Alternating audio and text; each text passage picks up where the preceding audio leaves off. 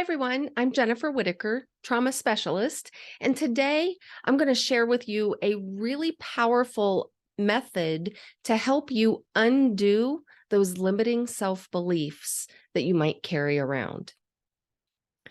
Every single one of us has limiting beliefs, some more than others, but it's one reality of life that we each must deal with our own limiting beliefs at some point.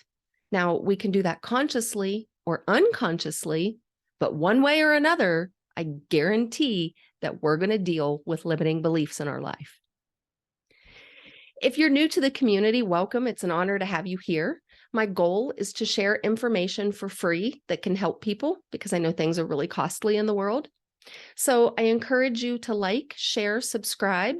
And if you're watching on YouTube, please subscribe and hit that bell because there's a lot of overlap in my videos all interconnect. So you don't want to miss videos.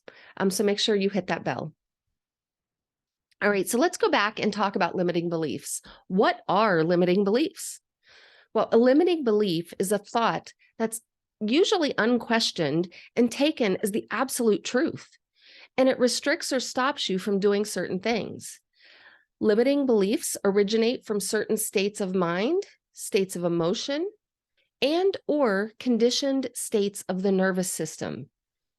They can keep us from learning a new skill, from applying for the job that we really want, from pursuing a relationship that we're interested in pursuing.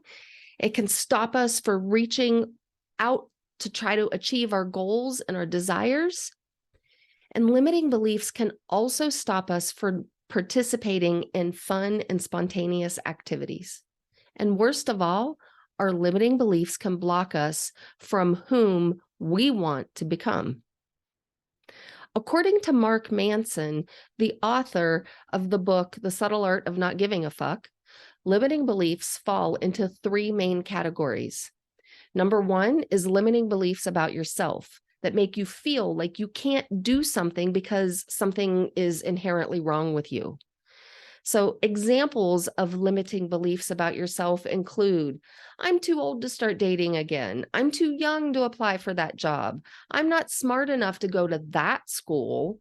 I'm not pretty enough to talk to him. I'm unlovable. I'm not worthy. I'm bad. I'm stupid. I'm too much. I'm not enough. The second category is limiting beliefs about the world that make you feel like you can't do something because no one will let you. Examples of limiting beliefs about the world include, I can't go there. They'll think I'm weird. If I'm not a doctor, my family's going to be really disappointed in me. I'll never make a lot of money because I'm not good at science. I'm not good at math. No one listens to a woman's ideas. No one wants to watch me dance because I'm just too big. Nobody understands me. The world is a hostile place. People are mean. People are unaccepting. People are unforgiving. I'm going to get betrayed again. I'll be rejected again. These are limiting beliefs about the world and how you anticipate others will treat you or not let you do what you want. The third category is limiting beliefs about life that make you feel like you can't do something because it's too difficult. So examples of limiting beliefs about life include, oh, that's already been done. I couldn't contribute anything that wouldn't be redundant. I'm single because everybody my age is already taken. There's no time for that. Why get close to someone when it's inevitable that, things are going to end? All relationships eventually end. It's delusional to think that humans are anything but selfish and life is a trap and things like that. The good news is we can do something about our limiting beliefs. And that's what I'm here to share with you today. So in his work with individuals who have obsessive thoughts and compulsive behaviors or full-blown diagnosable OCD or obsessive compulsive disorder, Dr. Jeffrey Schwartz developed a self-treatment technique that can shift those limiting beliefs that underlie troublesome thoughts and behaviors. The technique is called response prevention because you learn to prevent your habitual compulsive responses and replace them with new, more constructive behaviors. Dr. Schwartz developed this method in such a way that the person can do this on their own without needing the presence of a therapist. Now, obviously, there are exceptions, but for most, this can work as a self-guided approach. Dr. Schwartz's original approach consists of the 4 R's to overcoming limiting beliefs and response prevention. The 4 R's are relabel, reattribute, refocus, and revalue. And I say his original approach had 4 R's because as I go through this, you're going to see that this has been adapted and expanded. So even though this was for obsessive compulsive thoughts and behaviors, it has been adapted and expanded to work with limiting beliefs because really they're one and the same. So let's go in and talk about that. So the first step is relabel. And this is about recognizing and becoming aware of the obsessive thoughts and compulsive urges. And this takes a deeper dive into awareness than most of us are used to. Everyday awareness tends to be pretty superficial and automatic. And so this requires a shift into mindful awareness, which is deeper, more precise, and can be achieved through focused effort. Interoceptive skills, which I've talked about in previous videos, can help develop our ability to be more mindfully aware. The goal of relabeling is to assign appropriate labels to your thoughts and behaviors. So we too often identify with a belief, or maybe we identify as a belief, which gives that belief control over us. So relabeling is about putting space between us and our beliefs, behaviors, and thoughts. As we add a degree of separation, that can allow us to examine them with a bit more objectivity than we had before. So for instance, if the obsessive thoughts and compulsive behaviors revolve around, let's say, workaholism, the underlying belief that's driving the workaholism might be, I need to work to prove my worth. Relabeling simply adds the words I believe, which aren't currently there. So you're saying, I believe I need to work, and I believe I need to prove my worth. That acknowledges that it's a belief and not necessarily a truth. And this simple distinction is a subtle and powerful way to disidentify with a limiting belief. Step 2 is reattribute. The second step is about getting clear on where the belief came from in the first place. The feeling and the discomfort are due to a biochemical imbalance in the brain, which can cause certain structures in the brain to become overactive while other structures might become underactive. This doesn't happen overnight. It's an old brain circuit that's sending an old message that probably has nothing to do with present day reality and in the moment experiences. It actually has to do with an experience or a trauma that happened a long time ago. So understanding where the belief originated can help alleviate the impact of those thoughts and behaviors, especially if you find yourself identifying as a limiting belief. So the goal is to learn to reattribute the intensity of thoughts and urges to its real cause, not what your narrative tells you. So let's dive a little deeper into this example. Let's say when you were little, even from the get-go, and you were maybe just starting to walk and a toddler, and your mother praised you when you helped out, when you put your toys away, when you did chores, and as you grew, when you did chores and helped around the house, and then as you went through school, when you brought home A's, or you did well in your sports, or you achieved, and everything seemed really good and really great and really perfect. That's when you got attention from your mother. But maybe she didn't pay you much attention otherwise. Maybe when you were playing and getting dirty and doing things that you wanted to do, she didn't say much or wasn't around.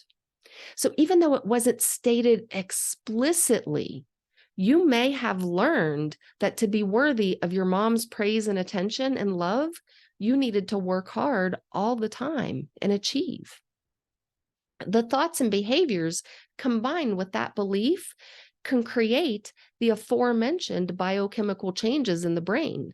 So simply knowing that these beliefs can lead to biochemical changes in the body, and those biochemical changes happen automatically, that can bring some internal relief because this is physiology. That's not you. So the belief that I need to work to prove my worth is not true. The belief that I need to work to prove my worth is the result of these biochemical changes in your body. So step 3 is refocus. And this is actually where the real work begins. And it's about creating new habits for yourself.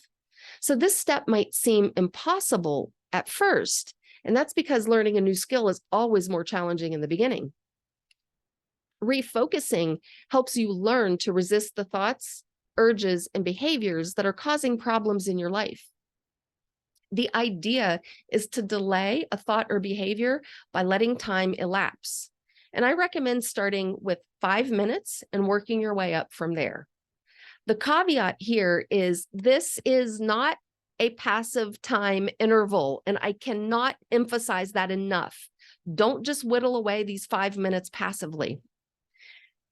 The secret is to focus actively on something else. Don't let your mind wander back into the intrusive thoughts. And if they do, nudge them away and redirect them. And don't allow yourself to engage in the compulsive behavior until the allotted time that you have set runs out. Actively choose different thoughts and actively choose different behaviors. The goal of refocus is to interrupt and uncondition your intrusive thoughts and compulsive behaviors by choosing to shift your attention to something else, preferably something you want. Refocusing puts your attention, like I said, where you want it. You're learning to override autopilot functions with this practice. So this is a way to prove to yourself that you have agency over your own mind. You can go to work when the 5 minutes or whatever time frame you've worked up to is over. But for now, you have 5 minutes to consider your worth outside of work. Consider all the ways that you've made contributions. Consider all the ways that people have acknowledged you, appreciated you, expressed gratitude for something that you have said or done, and loved you. And some days you might not have the capacity to consider and question yourself like that. And that's okay too. You can refocus by taking a walk, listening to music, doing a breathing exercise, meditating, or some other activity that you do mindfully. The point is to put your attention somewhere else and keep it there as long as you choose to keep it there. And this practice helps you create even more space between you and your beliefs. And the pause, that starting out with 5 minutes and working your way up, allows for contradictory and new evidence to be presented and considered as potentially true and valid. Prove to yourself that you can take a hiatus from your beliefs and that you don't have to spend all your time subjecting yourself to the problematic effects of those limiting beliefs. The more you do this practice, the more you realize those limiting beliefs are not you. The 4th step is revalue. And revalue is a step that starts to happen naturally as a combined result of the first 3 steps. And that's because the combined effects are greater than the sum of the individual steps. We naturally start to revalue or even reevaluate our limiting beliefs. As we practice and get better at the first 3 steps, we begin to place a lower value on those original limiting beliefs that were driving our thoughts and behaviors. So take the time to revalue or reevaluate the original belief of, I need to work to prove my worth. What is the actual value of that belief in my life? What is the actual value of my tendency to be a workaholic? On one hand, it's made a nice little nest egg, and maybe there's a prestigious professional career. But on the other hand, my interpersonal life is a hot mess. It's causing problems in all of my personal relationships, including my marriage, my relationships with children, my relationships with parents and siblings. So this can help you gain clarity around what matters the most to you, so you can discern your next step and choose from a place of truth and authenticity and not from a limiting belief. So Dr. Gabor Mate, an expert in addiction, childhood development, stress, and trauma, and also one of my teachers, expanded upon Dr. Jeffrey Schwartz's approach, and he added a fifth step. And that fifth step is recreate. This step goes even further because recreate encourages you to imagine a different belief for yourself, one that's truly worth choosing. Try believing I am worth it. Period. No qualifier like work is needed for you to be worthy. You are worthy simply because you exist. Take time each day to feel and experience the belief and notice how that impacts your life. Try believing I don't have to work, I choose to work, or I want to work. I can scale back my work, or I can work harder if I want to. Notice how a subtle shift in your beliefs impacts your life. How does it feel to hold new beliefs? And this whole process, the 5 R's, are about discovering who's really in charge here. Is it me? Do I really have agency and choice to navigate my own life? Or am I being dragged through life by old limiting beliefs that are automatically controlling my thoughts, urges, and behaviors? Prove to yourself that you can override your own autopilot function and go into manual mode. If you recognize outdated beliefs in yourself, it might be time to give yourself an upgrade. And this is one way to do it. Practice the 5 R's. I hope you found this helpful. Happy self-discovery, everyone. I'll see you next time.